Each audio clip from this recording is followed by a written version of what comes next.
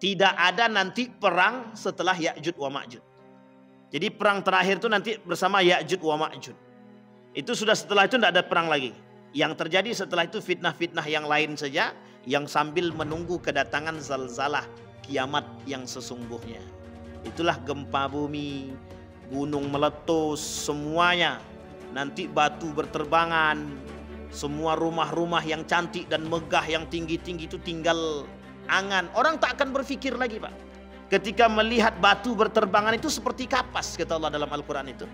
Kalian akan melihat batu-batu berterbangan itu seperti kapas. Padahal itu bukan kapas, tapi itu batu. Maka setelah Ya'jud wa Ma'jud itu tidak ada kerusakan yang bersifat fisik. Atau bahasa lainnya perang. Hanya saja nanti itu tinggal menunggu goncangan-goncangan. Dimatikannya lampu selama 40 hari. Kemudian muncul dukhan. Ada nanti binatang melata yang bisa berbicara. Kemudian banyak. Dan ketika itu muncul api yang kemudian muncul daripada Yaman. Sungai yang kemudian sudah mengering. Itu tanda kedekatan hari kiamat. Bahkan ketika itu terjadi, kata Nabi, ketika kalian melihat tanda itu, berarti tandanya kiamat sudah dekat. Maka bersiaplah.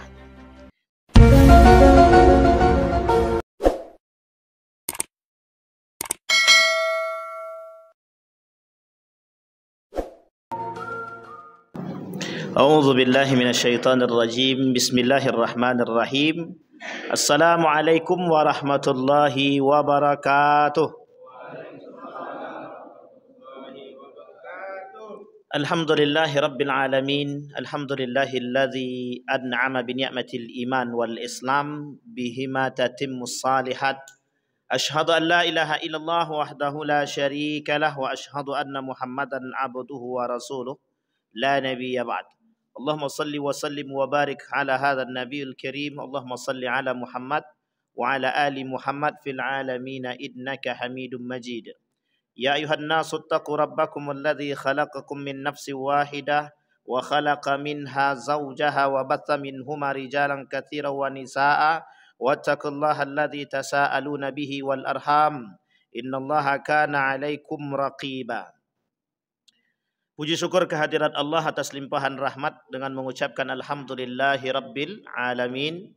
Berselawat kepada Nabi dengan mengucapkan Allahumma salli ala Muhammad wa ala ali Muhammad fil alamina innaka Hamidum Majid. Baik Bapak Ibu sekalian yang berbahagia, mudah-mudahan di maghrib ini Bapak Ibu senantiasa di dalam lindungan Allah. Semoga selalu mendapatkan keberkahan, kekuatan, kesehatan, rezeki yang melimpah, keistiqamahan dalam beribadah. Amin ya rabbal alamin. Allah anugerahkan keluarga yang sakinah, mawaddah warahmah. Kemudian Allah jadikan anak-anak yang saleh dan salihah. Semoga kelak anak-anak yang saleh dan salihah yang bisa mengantarkan kita, yang mengajak kita ke dalam surganya Allah. Amin ya rabbal alamin. Baik Bapak Ibu sekalian yang berbahagia, di maghrib ini judul kita adalah Ya'jud wa Ma'jud. Ya'jud dan Ma'jud ini adalah salah satu di antara 10 tanda besar datangnya hari kiamat. Berarti kalau kita dah kaji Ya'jud Ma'jud bentar lagi kiamat Pak Ustaz? Ya enggak mesti juga. Karena Ya'jud dan Ma'jud 10 tanda kiamat besar ini dia ada urutan. Urutan dia dari pertama sampai ke 10. Mulai dari Dajjal, Isa, Ya'jud wa Ma'jud, Dukhan, kemudian binatang dabah, binatang melata, keluarnya api dan lain sebagainya. Sampai nanti zalzalah. Kemudian ada beberapa daerah yang masuk dalam perkataan baginda Nabi Muhammad SAW yang akan dihancurkan dengan zalzalah tadi. Sampai kelak Bapak Ibu sekalian yang berbahagia, dalam pandangan para ulama setelah daripada Ya'jud wa Ma'jud tadi itu tidak ada perperangan lagi. Yang terjadi setelah Ya'jud wa Ma'jud itu adalah perkara-perkara yang lain, kemudian pembinasaan terhadap orang-orang yang kafir dan munafik. Baik itu sifatnya zalzalah dan lain sebagainya. Ya'jud dan Ma'jud ini itu disebutkan dalam Al-Quran dan hadis Nabi. Karena ini adalah tanda kiamat besar. Jadi sebenarnya mengkaji Ya'juj wa Ma'juj ini itu sebenarnya ngeri-ngeri sedap. Kenapa kita katakan ngeri-ngeri sedap? Karena pembahasan Ya'juj wa Ma'juj ini itu mengingatkan kita, andailah kata Ya'juj wa Ma'juj ini benar datangnya dalam waktu yang mungkin agak sedikit lebih dekat, itu membuat kita agak sedikit khawatir. Tapi itu perlu kita melihat atau perlu kita meninjau kepada penelitian-penelitian atau kajian-kajian yang sifatnya baik itu melalui buku-buku dan hadis Nabi yang pernah dikatakan oleh baginda Nabi atau penelitian-penelitian yang pernah terjadi. Nanti kita sampaikan ada salah seorang penelitian dari Amerika Serikat itu yang pernah meneliti tentang tembok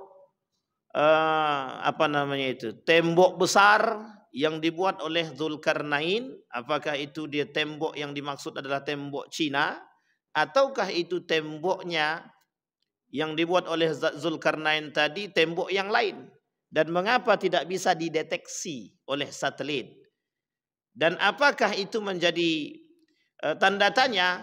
Maka sebagian ulama mengatakan, para alim, para peneliti ketika itu mengatakan temboknya yang dibuat oleh Zulkarnain itu sampai hari ini menjadi tanda tanya. Bahkan para peneliti sudah mencoba untuk meneliti dan itu belum bisa dipastikan. Nah, ini kemudian menjadi persoalan. Tidak salah ketika para peneliti mencoba meneliti demikian. Pernah ada tulisan tentang masalah DNA. Ini bukan tes DNA ya, tapi DNA. Pernah ditemukan DNA itu oleh salah satu peneliti di Amerika Serikat itu di dalam tanah. Sehingga mereka mengatakan dari DNA tersebut itu menghasilkan, ditemukan makhluk-makhluk yang sangat menyeramkan, sehingga ada yang mengatakan apakah itu Ya'juj wa Ma'juj. Jadi Bapak Ibu sekalian yang berbahagia, kita hanya mempelajari tapi kita tidak menebak secara benar apakah itu yang disebut dengan Ya'juj atau Ma'juj. Baik Bapak Ibu sekalian yang berbahagia, setidaknya kita akan coba sedikit mengulang tentang Ya'juj wa Ma'juj. Yang pertama, apa sih sebenarnya Ya'juj wa Ma'juj itu? Ya'juj dan Ma'juj itu adalah dua suku yang oleh para ilmuwan, oleh Nabi disebutkan dalam riwayatnya, oleh para ulama mentafsirkan Al-Quran tersebut, para ulama mufassirin, para ulama hadis menjelaskan hal tersebut. Mereka mengatakan Ya'juj wa Ma'juj itu dua kubu yang berasal dari siapa Bapak Ibu? Yafis. Yafis itu dari, bukan Pak Yafis itu. Yafis itu dari anak Nabi Nuh alaihi salam. Ditarik sampai ke atas dari ibunda, siapa namanya, istri daripada Nabi Adam? Hawa. Sehingga ulama berpendapat, hampir mayoritas jumhur ulama berpendapat bahwa dua kubu Ya'juj wa Ma'juj ini berasal daripada keturunan Yafis bin Nuh, tarik ke atas sampai ke Adam alaihi salam. Maka diambil, ditarik garis benang merahnya bahwa berasal daripada keturunan Nabi Adam alaihissalam. Tetapi yang perlu kita pahami, bagaimana prosesi kok bisa menjadi dari keturunan Adam? Ini yang kemudian menjadi persoalan. Ada yang mengatakan dari benih mani yang pernah jatuh ke tanah, tapi kemudian berhasil menciptakan makhluk. Yang makhluk itu kelak disebut dengan Ya'juj wa Ma'juj. Tapi ada juga kemudian referensi-referensi yang lain. Salah satu kerajaan yang paling sadis ketika itu dalam runtuhnya Daulah Abbasiyah itu adalah kerajaan Mongol. Kerajaan Mongol adalah kerajaan yang terkenal dengan kesadisannya. Bahkan kerajaan Mongol ini itu menghilangkan identitas daripada umat muslim atau identitas agama Islam. Salah satu identitas atau yang menjadi peninggalan umat Islam ketika itu adalah yang disebut dengan perpustakaan, yang ketika itu ada di Baghdad. Nah, perpustakaan itu juga dihancurkan ketika dia selesai membunuh semua umat manusia yang ada pada masa Daulah Abbasiyah. Jadi keganasan yang dilakukan oleh kerajaan Mongol terhadap Daulah Abbasiyah umat Islam ketika itu sangat sadis.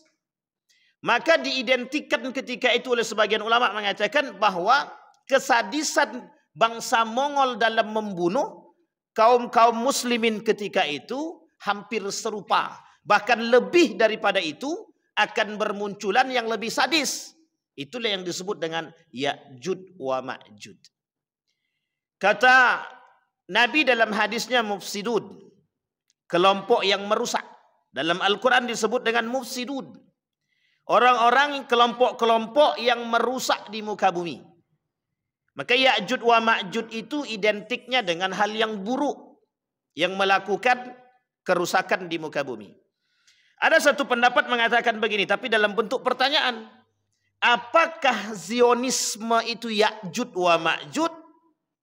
Karena Zionisme itu, boleh Bapak Ibu tengok, mereka tak pandang bulu kan. Kalau bunuh orang kan dia tak pandang. Mau manusia atau tak manusia, bunuh saja. Yang penting bukan dari diri dia. Sehingga ketika dia membunuh umat manusia itu, mereka tak pandang. Tapi apakah benar Ya'jud wa Ma'jud itu? Ini prediksi yang belum tentu benar dan belum tentu juga salah.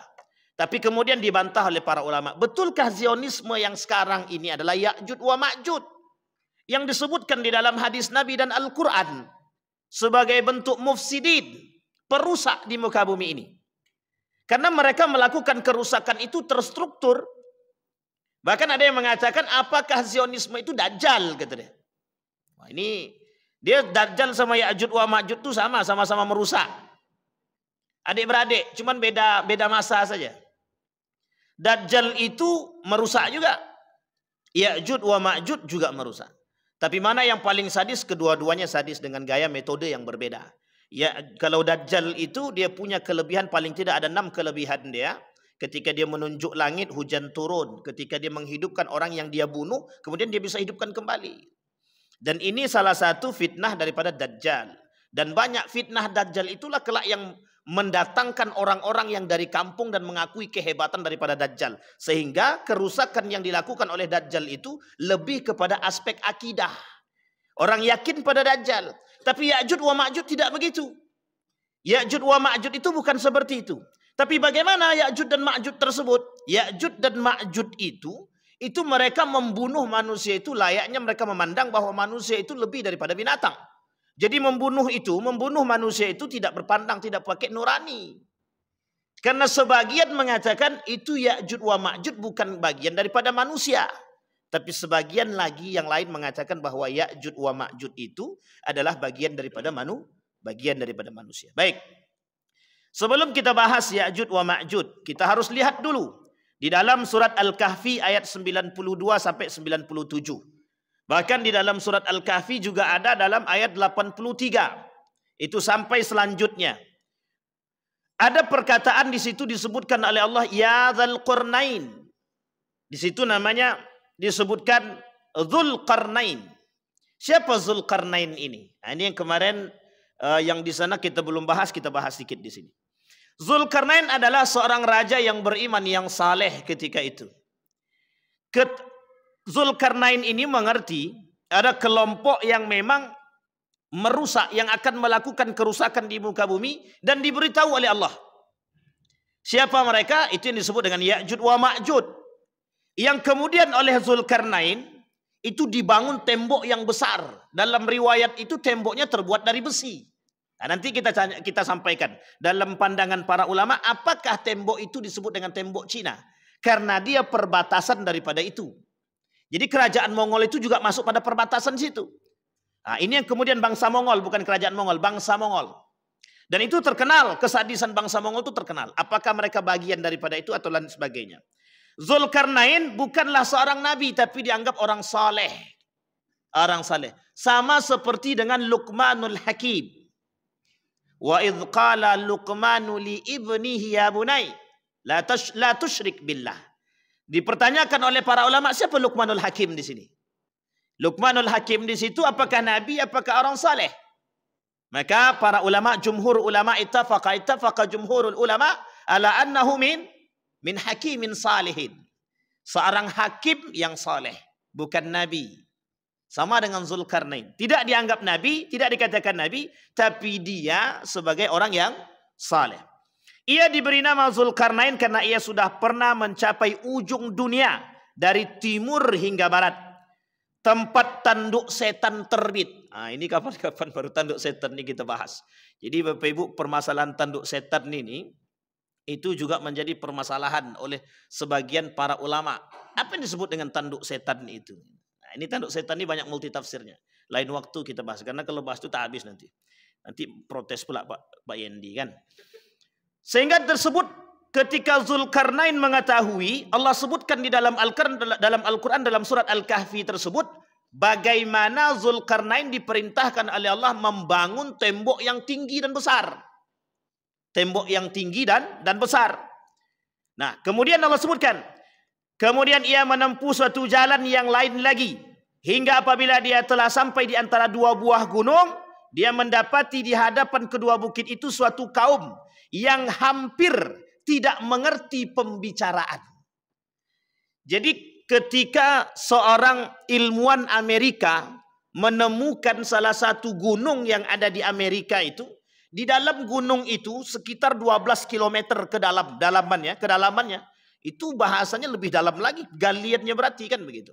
Artinya ditemukan dalam gunung tersebut, apa yang ditemukan? Kelompok yang hidup yang tidak, pembicaraan mereka tidak dimengerti. Tapi kemudian para ulama mengatakan, ulama yang ada di sana mengatakan hasil penemuan tersebut, apakah itu yang disebut dengan Ya'jud wa Ma'jud? Dibantah oleh para ulama, tidak. Meskipun percakapan mereka tidak dimengerti, kuku mereka panjang dan menakutkan, bentuk mereka tidak sama seperti manusia. Maka oleh para ulama tidak sejalan dengan apa yang disampaikan oleh Nabi. Karena dalam hadis Nabi itu salah satu bentuk atau ciri daripada Ya'jud wa Ma'jud itu salah satunya bermata sipit. Nah, ini kalau diterjemahkan luas agak melebar juga bermasalah juga itu. Itu kalau sempat diterjemahkan lebih luas. Berarti kalau ada orang mata sipit, wah itu Ya'jud itu. Itu tak bisa. Makanya bahasa ini tafsirnya tidak boleh tafsirnya melebar, itu tak bisa. Apalagi, tapi ketika dikatakan ada pertanyaan.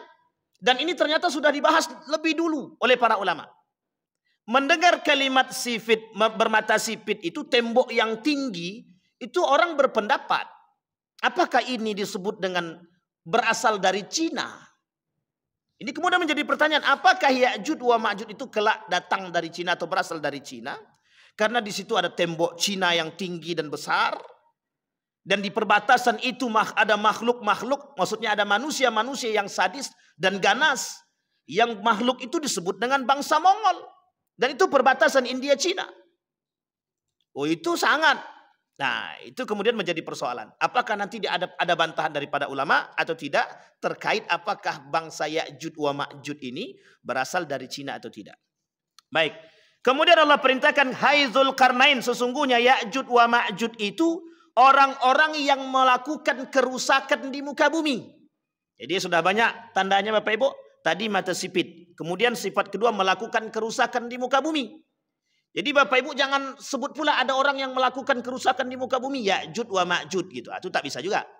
Karena kita harus tahu karakter-karakter dia. Kemudian disampaikan orang-orang yang melakukan kerusakan di muka bumi. Maka dapatkah kami memberikan sesuatu pembayaran kepadamu.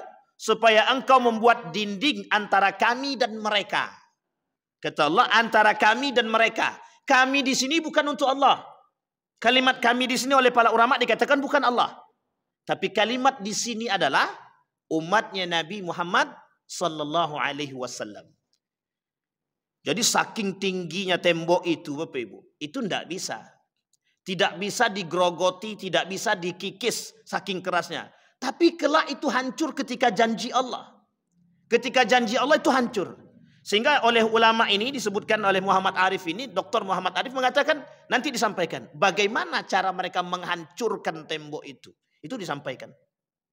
Dan bisa Ibu bayangkan, Bapak Ibu bayangkan ketika tembok yang tinggi, di situ manusia-manusia yang ganas-ganas tinggal di situ.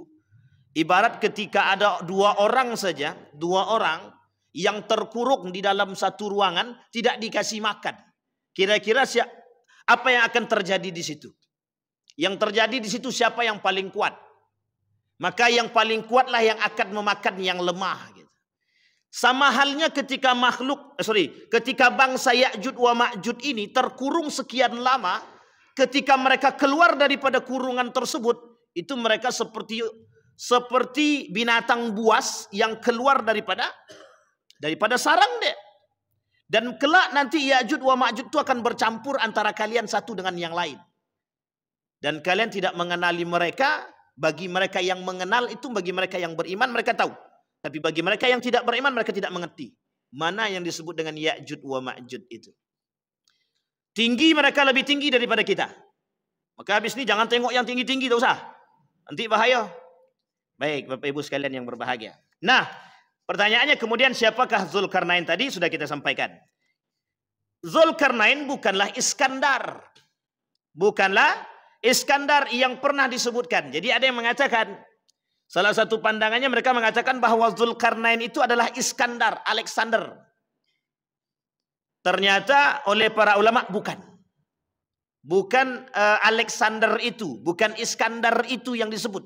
Tapi adalah yang lain, orang lain. Oleh para ulama Al-Quran mengatakan, Mufassirin mengatakan, Ibnu Katsir mengatakan, bukan yang disebutkan oleh para pandangan-pandangan yang belum tepat.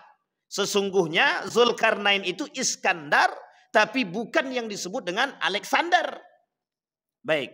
Dan itu menunjukkan, dan ini tertulis dalam surat Al-Kahfi, telah menyebutkan kisah Zulkarnain dalam surat Al-Kahfi bahwa ia telah berkeliling dunia. Di sini kita akan membahas ayat yang berkaitan erat selain daripada surat Al-Kahfi. Baik. Siapakah Ya'juj wa Ma'juj? Adakah pendapat yang lain mengatakan Ya'juj wa Ma'juj tersebut? Ada. Yang mengatakan pendapat yang lain Ya'juj wa Ma'juj tadi, itulah kemudian yang mengatakan bahwa Ya'juj wa Ma'juj itu ada yang datang dari Cina.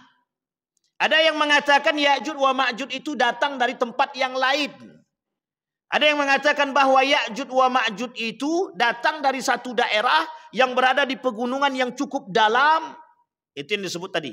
Salah satunya penelitian yang tadi dilakukan oleh profesor doktor dari Amerika tersebut. Pendapat lain menyebutkan bahwa Ya'juj wa Ma'juj diambil dari kalimat bahasa Arab yang berbunyi ajad an-nar, yang berarti api yang menyala-nyala. Jadi api yang menyala-nyala. Ada yang mengatakan Ya'juj wa Ma'juj itu diambil dari kalimat majayamuju. Maka dibaca yajayamuju. Yajayajud. Kemudian majayamuju. Diambil dari kalimat yang berartikan gelombang. Ternyata para ulama mengatakan tak cocok. Yang cocok adjayauj. Adjayauj. Artinya apa? Yang artinya adalah api yang menyala-nyala. Kalau disamakan dengan karakter mereka hampir mirip. Dari secara bahasa, arti daripada nama mereka itu dikaitkan dengan karakter sifat yang disebutkan oleh Allah, itu agak bersamaan. Karena salah satunya api yang menyala itu adalah salah satu sifat daripada syaitan. Yang di dalam diri mereka ada nafsu yang selalu menyala. Ada selalu perbuatan-perbuatan yang ingin melakukan kerusakan. Karena identik api itu membakar dan lain sebagainya. Apa agama Ya'juj wa Ma'juj? Sampaikah kepada mereka dakwah Nabi Muhammad sallallahu alaihi wasallam? Ini yang perlu kita pahami. Berarti Ya'juj Ma'juj itu tidak Islam Pak Ustaz. Saya aja kita harus cari itu. Apakah Ya'juj wa Ma'juj itu agamanya Islam? Kami belum sampai ke sana lagi. Maka kata kita akan merujuk kepada pemahaman para ulama. Kata para ulama, Ya'juj wa Ma'juj adalah manusia biasa. Anak cucu Adam. Al-Hafiz Ibnu Hajar Al-Asqalani menguatkan pendapat yang menyebutkan bahwa Ya'juj wa Ma'juj dari keturunan Adam. Yang diambil dari keturunan Yafis bin Nuh. Ya ayuhan nasu taqu rabbakum idna zalzalatas sa'a syai'ud nazim. Hai manusia, bertakwalah kepada Allah kalian, sesungguhnya kegoncangan hari kiamat itu adalah suatu kejadian yang sangat besar. Salah satu kejadian yang besar disampaikan oleh Nabi. Kata Nabi, la taqumus sa'ah hatta tarau wuqu'an izam. Kata Nabi, tidak akan terjadi hari kiamat sampai kalian akan melihat kejadian-kejadian yang besar. Nah, salah satu kejadian-kejadian yang besar itu yang disampaikan oleh Nabi dalam hadisnya adalah munculnya Ya'juj wa Ma'juj yang tak pernah kita bayangkan. Jadi Bapak Ibu, Tak bisa dibayangkan. Kalau kita dapatnya hadis Nabi, kita hanya bisa membayangkan dengan, oh betapa sadisnya gitu. Tapi ketika kita melihatnya secara langsung, oh itu kemudian hanya orang-orang yang kafir dan munafik yang bisa melihat Ya'jud wa Ma'jud itu secara zahir. Kenapa demikian? Karena mereka bercampur. Nah, orang-orang yang beriman yang mengetahui keberadaan Ya'jud wa Ma'jud, mereka akan mencari keselamatan. Nanti akan kita sampaikan bagaimana caranya selamat daripada Ya'jud wa Ma'jud. Tapi kita berdoa kepada Allah. Apa doa kita kepada Allah? Semoga kita tidak bertemu, itu tidak bertemu dengan Ya'jud wa Ma'jud. Jangan sampai ketemu. Kalau sempat kita ketemu, berarti kedekatan hari kiamat itu semakin dekat sekali. Dia nomor 3. Berarti tinggal berapa lagi? Tinggal 7 lagi. Tinggal 7 lagi. Kalau sempat 7 itu dan disampaikan oleh para nabi, oleh para ulama, kedekatan antara satu dengan yang lain itu sangat dekat. Bermunculannya kiamat besar tadi, antara satu dengan yang lain itu sangat dekat. Nah, kita tidak bisa mentafsirkan sangat dekat itu, tidak bisa. Apakah sekarang, kemudian besoknya kiamat selanjutnya, apakah besoknya lagi kiamat selanjutnya, itu kita tidak bisa mengatakan demikian. Karena itu fatrah, masa, waktu yang menentukan hal demikian. Baik Bapak Ibu sekalian yang berbahagia. Sekarang pertanyaannya adalah, apakah agama Ya'jud wa Ma'jud tersebut? Ulama berbeda pendapat. Tidak ada yang mengetahui secara zahir agama daripada Ya'jud wa Ma'jud. Tak ada yang mengetahui secara zahir. Apakah sampai kepada mereka dakwah baginda Nabi Muhammad SAW? Kalau pendapat Ibnu Hajar al-Asqalani, kata Ibnu Hajar al-Asqalani, itu tidak sampai. Kata Ibnu Katsir, justru Ibnu Katsir mengatakan tidak jelas apakah mereka mendengarkan dakwah atau tidak. Karena tembok yang tinggi tadi sebagai penghalang, kata dia, yang tidak bisa pernah sampai ke sana. Nah, ini yang menjadi masalah. Maka tidak ada orang yang merobohkan tembok selain daripada mereka sendiri. Dan itu ketika janji Allah yang Allah sebutkan di dalam Al-Quran itu. Baik, Bapak Ibu sekalian yang berbahagia. Kemudian dikatakan dalam hadis yang lain, ketika para sahabat sudah berkumpul mengelilingi baginda Nabi Muhammad SAW, kemudian Nabi bersabda, tahukah kalian hari apakah itu? Itu adalah hari di mana Allah Ta'ala memanggil Adam dan berfirman, wahai Adam, kirimkanlah satu rombongan ke neraka. Wahai Adam, kirimlah satu rombongan ke neraka. Kelak ada orang yang masuk ke dalam neraka itu bersamaan. Allah sebut di dalam Al-Quran, wasiqal ladzina kafaru ila jahannama zumara. Kelak akan masuk orang-orang kafir itu, orang-orang yang melakukan kerusakan di muka bumi, itu masuk ke dalam neraka jahannam itu zumara, bersama-sama. Tapi kalimat itu digandeng. Wasiqal ladzina taqaw rabbahum ilal jannati zumara.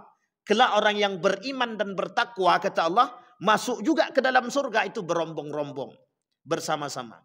Jadi Bapak Ibu sekalian yang berbahagia, kuatkan soft, kuatkan iman. Persatuan kita penting. Kelak di akhirat kalau kita tidak ketemu dengan, misalkan saya tak ketemu dengan Bang Jidin, ya Allah, aku bersaksi Bang Jidin ini orang baik, orang soleh. Nah itu bisa Bu. Kita punya syafaat buat sahabat kita. Maka dalam hadis Nabi disebut itu falyukhallil.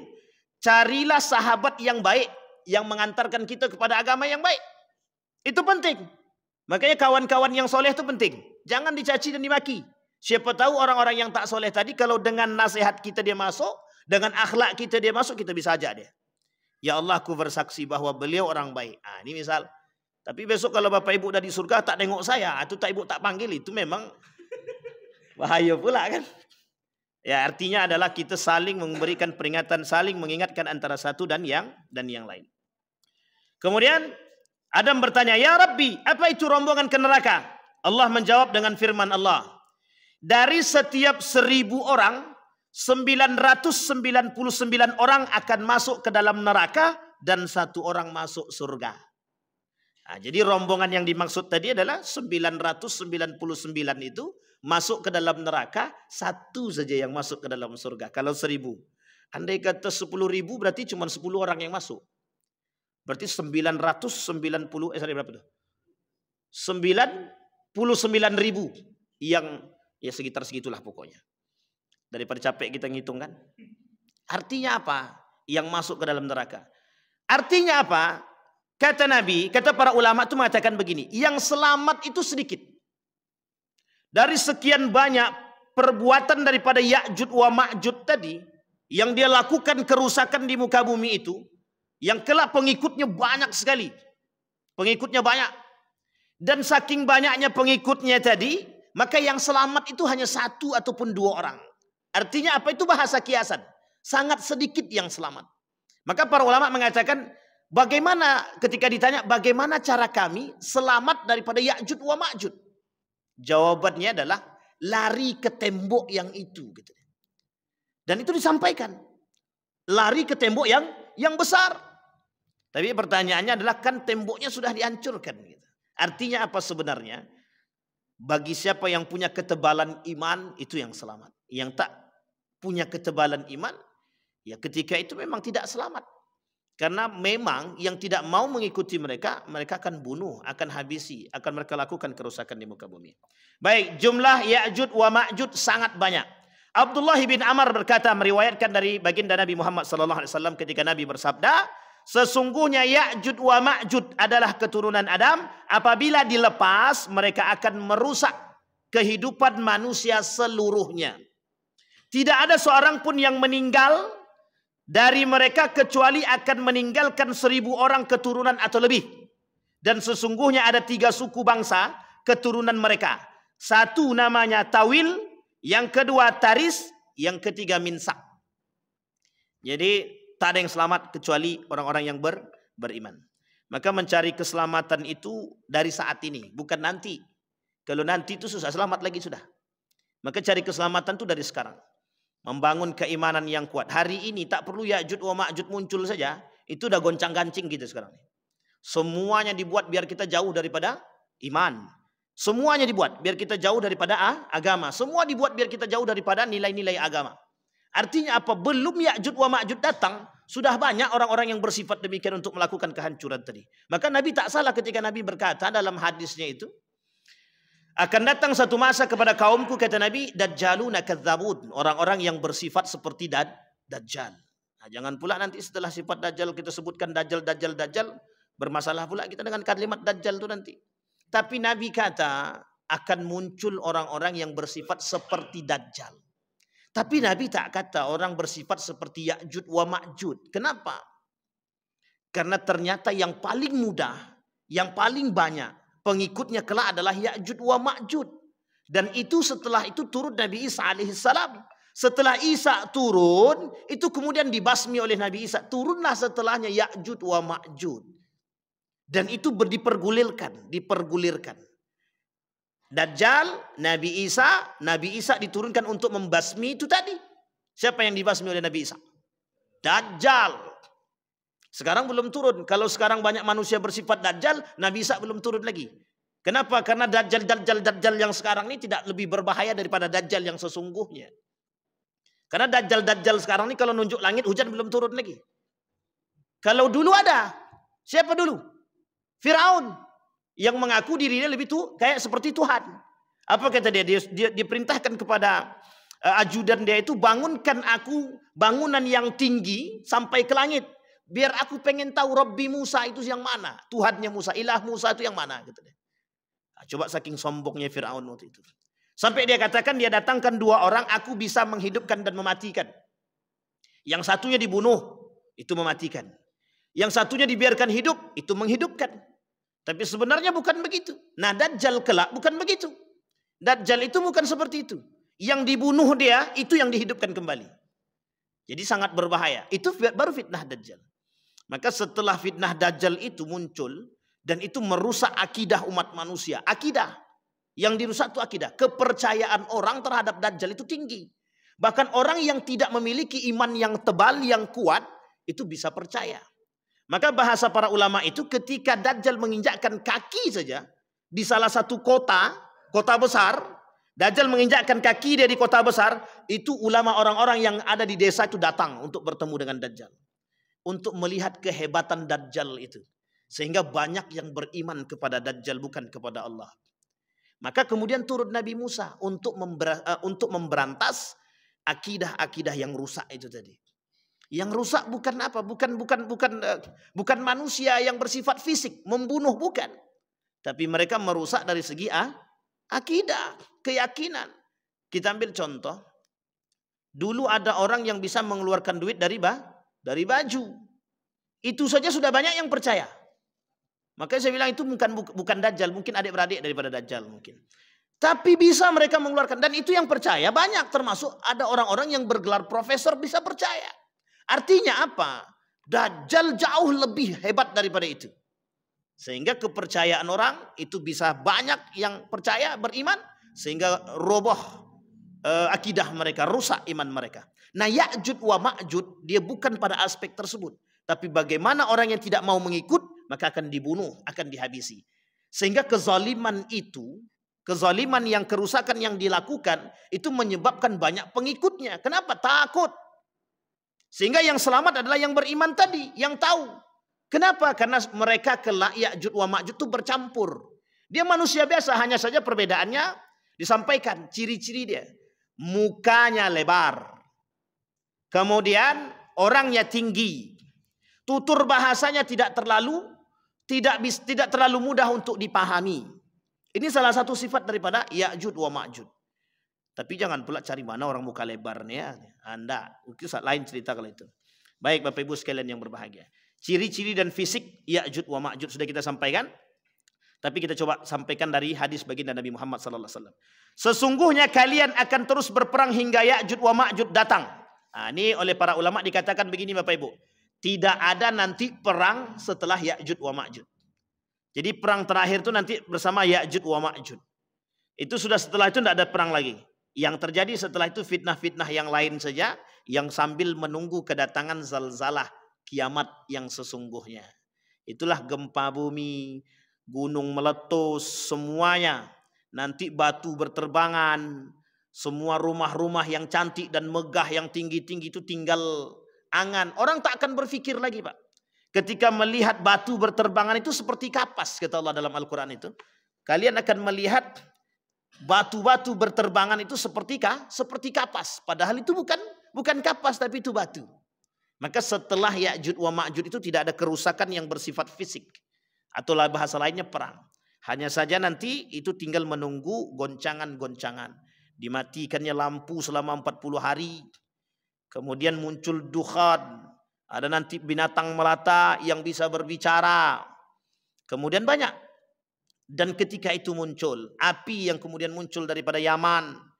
Sungai yang kemudian sudah mengering. Itu tanda. Tanda kedekatan hari kiamat. Bahkan ketika itu terjadi kata Nabi. Ketika kalian melihat tanda itu, berarti tandanya kiamat sudah dekat. Maka bersiaplah. Sebenarnya tidak perlu menunggu kiamat besar itu datang. Kalau kita berakal, beriman harusnya. Dengan tanda-tanda kiamat yang kecil itu seperti fitnah, huru hara, atau prahara akhir zaman, atau fitnah akhir zaman. Yang saat ini sudah bermunculan di hadapan kita, itu sebenarnya harus bisa menjadi pelajaran bagi kita. Agar kita bisa betul-betul beriman. Karena kelak kata Allah yang ingin dilihat oleh Allah itu mana yang benar-benar beriman dan mana yang pura-pura beriman. Karena kelak isi manusia di akhir zaman itu orang kafir dan munafik. Yang munafik ini siapa? Yang pura-pura beriman. Yang pura-pura beriman. Baik Bapak Ibu sekalian yang berbahagia. Warna rambut mereka hitam kemerah-merahan. Wajah mereka diperumpamakan oleh Nabi dengan perisai cembung yang tebal karena bentuknya yang bulat dan padat berlemak. Nah, bisa dibayangkan Bapak Ibu? Bisa bayangkan? Menengok orang-orang agak gemuk sikit. Tapi jangan dibayangkan betul. Bahaya pula itu nanti. Mereka nanti akan keluar. Dan turun dari seluruh tempat yang tinggi. Lalu menyebar ke seluruh penjuru dunia. Dengan sangat cepat. Oleh ulama, oleh sebagian pandangan mengatakan begini. Bisa jadi. Ini bisa jadi kata mereka. Ini tapi bahasa hanya sekedar bahasa apa namanya? Bahasa cocokologi, tapi sebenarnya tidak tepat juga. Ketika Bapak Ibu melihat hari ini ada beberapa bangsa, beberapa negara yang ciri khas mereka itu mereka bisa berada di mana-mana. Bisa berada di mana-mana. Dan mereka bisa menguasai perekonomian di mana-mana. Sekarang Bapak Ibu bangsa apa yang bisa menguasai perekonomian di mana-mana? Cuman itu. Ada yang lain? Tidak ada. Oh, ada satu lagi. Padang. Itu nasi Padang di mana-mana banyak. Oh, serius Bapak Ibu? Saya mengatakan benar. Di Turki itu ada nasi Padang. Tapi ini karakter dagang ya, karakter dagang. Tetapi bangsa Cina itu mereka diwajibkan. Anak-anak muda itu wajib dagang. Bahkan perbankan, Bank Sentral Cina itu memberikan bantuan dana 0,0 sekian persen. Kalau saya tak salah 0,02%. Saking rendahnya bunga, itu diberikan pinjaman kepada anak-anak yang ingin berwirausaha. Karena apa? Karena mereka wajib berdagang dan mereka bisa menguasai pasar. Ketika terjadi antara Cina, ketika terjadi ketegangan antara Cina dan Amerika, itu Amerika menantang Cina begini. Pokoknya diangkat pajak itu mereka angkat setinggi mungkin. Apa kata Cina? Silahkan angkat, tidak ada masalah. Sehingga bangsa Cina ketika itu tidak memasukkan yang besar-besar seperti mobil dan lain sebagainya, tidak. Tapi yang kecil-kecil. Bapak Ibu boleh tengok hari ini, itu produk-produk yang kecil-kecil itu rata-rata dari Cina. Boleh tengok. Tidak usah jauh-jauh. Kalau ke Indonesia Bapak Ibu kan sudah paham. Tusuk gigi aja yang sangat kecil itu datang dari Cina itu. Bambunya dari Kalimantan. Cuman barang itu dibawa ke Cina, sampai di Cina dibuatnya kayak tusuk gigi. Sampai ke sini harganya lebih, padahal kita bisa buat tusuk gigi sendiri. Dan itu banyak di Mekah. Bapak Ibu datang ke Mekah, masuk ke semua toko, carilah made in Makkah. Nggak ada tuh Pak. Sangat kecil sekali Bapak menemukan made in Makkah atau made in Amerika, made in Australia, jarang. Made in China. Itu rata-rata. Panci kuning, tahu panci kuning? Bukan panci apa namanya? Cerek itu, cerek emas itu. Itu datang dari mana? Nah, mereka akan menguasai itu. Kata dia. Maka ada yang di situ orang mengatakan apakah Ya'juj wa Ma'juj itu adalah bangsa Cina. Maka itu alasannya. Bukan hanya karena mata sipit penguasaan mereka terhadap dunia. Bahkan mereka bisa menguasai dunia itu dalam waktu yang sangat cepat. Ketika Amerika menjadi negara adikuasa itu, Cina itu masih biasa saja. Hari ini orang melihat yang paling berkuasa itu bukan Amerika, tapi Cina. Kenapa demikian? Karena Cina bisa merusak segala hal, termasuk merusak pasar.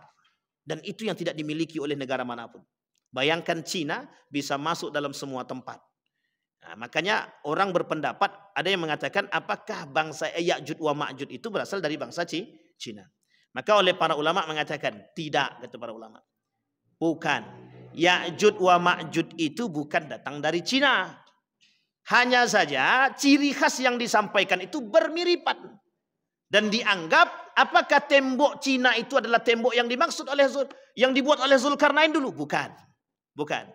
Karena apa? Oleh para ilmuwan itu mengatakan tembok yang dibuat oleh Zulkarnain itu dalam bahasa hadisnya itu dibuat dari besi. Sementara tembok Cina itu tumpukan batu. Batu bata. Kalau bahasa kita hari ini. Artinya apa? Terdapat perbedaan. Dan memang dataran tingginya sama. Dianggap sebagai dataran tinggi. Dan di antara tembok itu memang ada bangsa. Dan kelompok yang dianggap memang ganas. Yang dulu pernah disebut sebagai bangsa Mongol. Yang pernah menaklukkan Abbasiyah.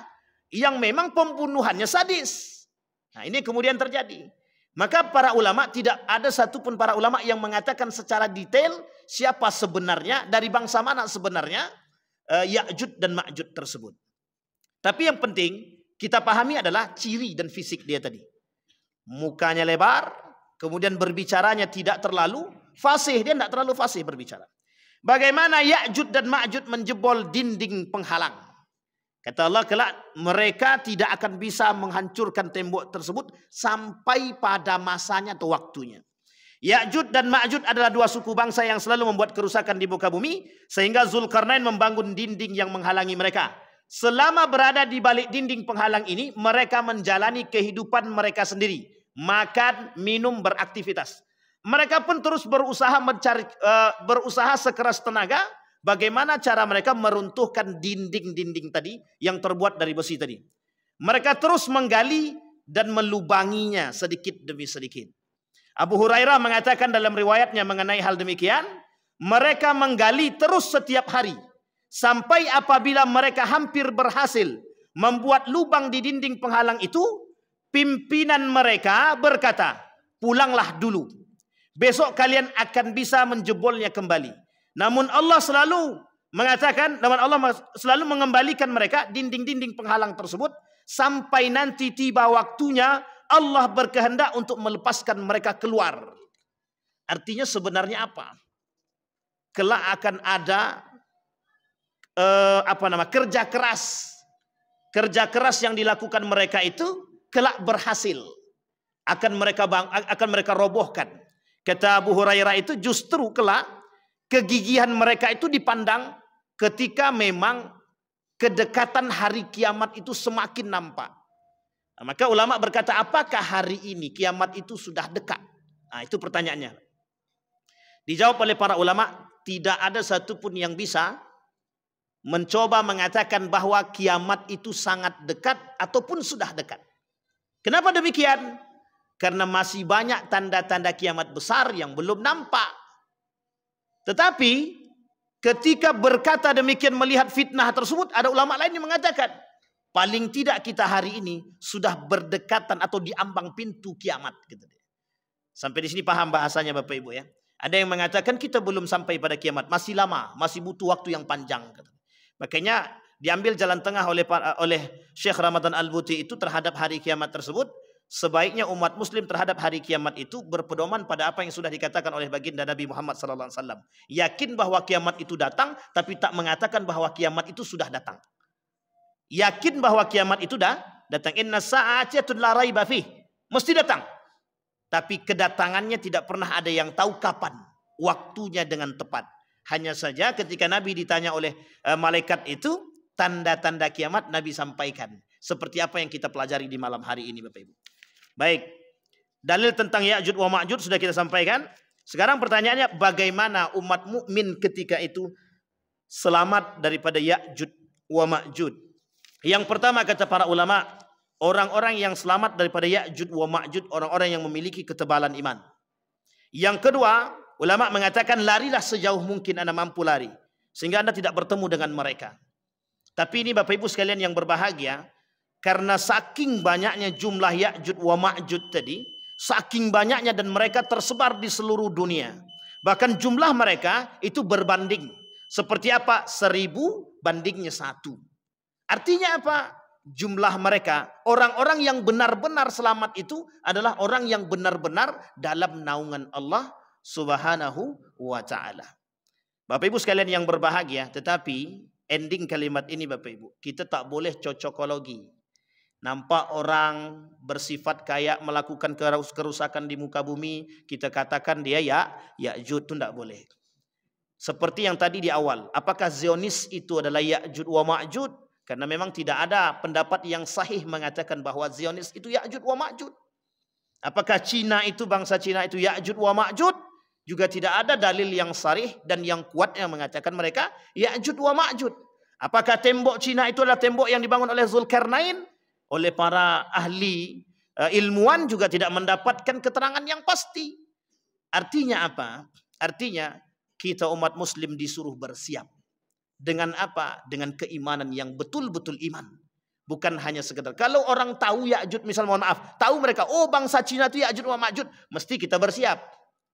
Tapi kalau kita tak tahu, kita hanya diberikan pandangan oleh Allah, disitulah tujuan kecerdasan tadi, agar kita bisa mengokohkan iman. Ada atau tidak adanya Ya'juj wa Ma'juj itu tadi. Tapi keyakinan kita sebagai orang yang beriman, wajib kita meyakini bahwa Ya'juj wa Ma'juj itu ada. Terakhir, bagaimana binasanya Ya'juj wa Ma'juj? Ya'juj dan Ma'juj mulai dari laki-laki, perempuan hingga anak-anak akan menebar kerusakan. Pembunuhan, penodaan kehormatan, kerusuhan, dan perbuatan asusila. Sama tuh seperti manusia hari ini. Sampai-sampai mereka pun menembakkan anak panah mereka ke langit untuk menakutkan atau menaklukkan penghuni langit. Saking sombongnya sama kayak Fir'aun. Selanjutnya Allah akan menurunkan hujan untuk mencuci bumi hingga mengkilap bagai cermin. Lalu Allah berfirman kepada bumi, tumbuhkanlah buah-buahanmu dan kembalilah semua keberkahanmu. Artinya apa? Campur tangan Allah atas runtuhnya Ya'juj wa Ma'juj kelak tak bisa kita hindari. Maka di situ yang harus kita imani, kehancuran Ya'juj wa Ma'juj itu pasti. Tetapi kapan? Karena sekarang Ya'juj itu belum muncul. Yang kita tunggu sajalah. Kita berdoa kepada Allah, moga-moga kita tidak bertemu dengan Ya'juj wa Ma'juj. Insyaallah yang tua-tua ni tidak ketemu nih yang Ya'juj wa Ma'juj. Masalahnya yang puluhan tahun yang akan datang yang kita takutkan. Mereka ketemu atau tidak. Mudah-mudahan kita termasuk orang-orang yang beriman kepada Allah. Amin ya rabbal alamin. Saya kira itu saja Bapak Ibu sekalian yang berbahagia. Ini sudah selesai Ya'juj wa Ma'juj. Kalimat endingnya tidak boleh ada yang mengatakan siapapun yang melakukan kerusakan di muka bumi ini, kita tak boleh katakan dia Ya'juj ataupun Ma'juj. Apalagi kita katakan Dajjal, nanti berujung pada polda. Itu yang tak menjadi masalah kita hari ini.